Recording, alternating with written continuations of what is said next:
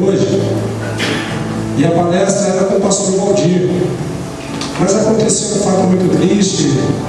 Ele perdeu a sogra dele hoje, não pôde estar aqui, mas mesmo assim se preocupou, deixou a paz para todos, e ele crê piamente que o Espírito Santo de Deus vai usar cada vida de aqui pegar o microfone, que aí estiver assistindo uma palestra.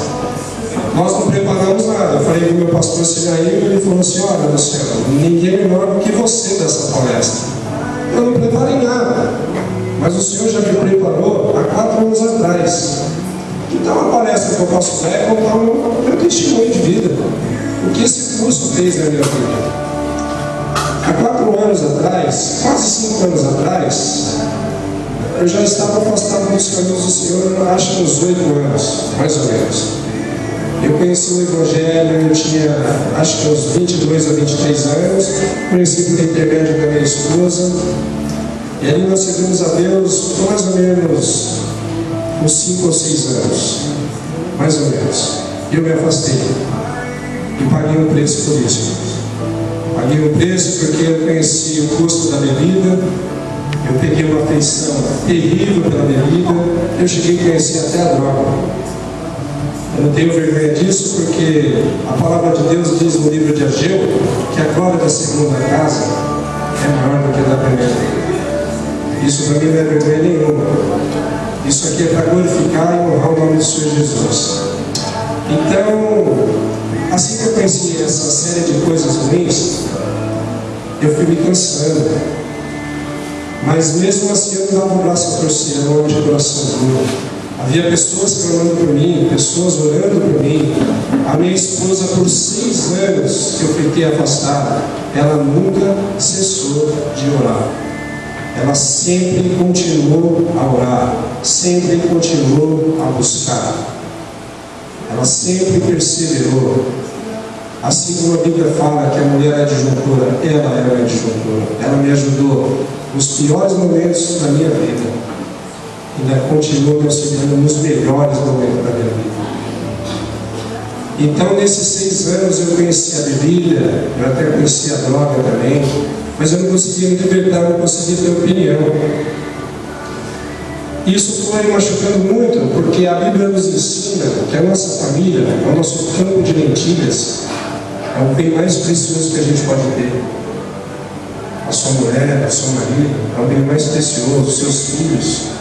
É o tesouro maior que o Deus de Israel pode dar para as pessoas aqui na terra. Não é bem material, não é nada disso. Isso aí a gente conquista, né? Agora, a família, a gente tem que prevalecer com ela. Amém? E eu percebi ao longo desses 6 anos que eu estava machucando demais a minha esposa. Machucava por demais. Eu estava humilhando, sem querer humilhava, porque eu tinha palavras vãs, né? Eu prometia uma coisa e não cumpria. Eu prometia que ia parar de beber e não cumpria. Eu não tinha palavra. A palavra do cristão, como a Bíblia fala, é o sim, sim, não, não. E o que passar disso provém do maligno. Mas aí eu creio que lá no alto, o Senhor Jesus olhou para mim com um olhar de misericórdia, com um olhar de piedade e disse: chega, chega. E naquele momento eu creio que o Espírito Santo de Deus foi um momento ímpar na minha vida. Por quê?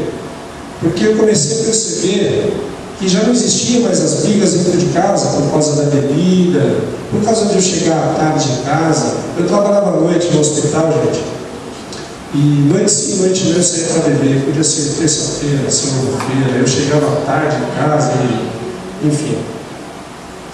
Eu percebi que ao longo desses 6 anos eu estava machucando por demais a minha esposa, né?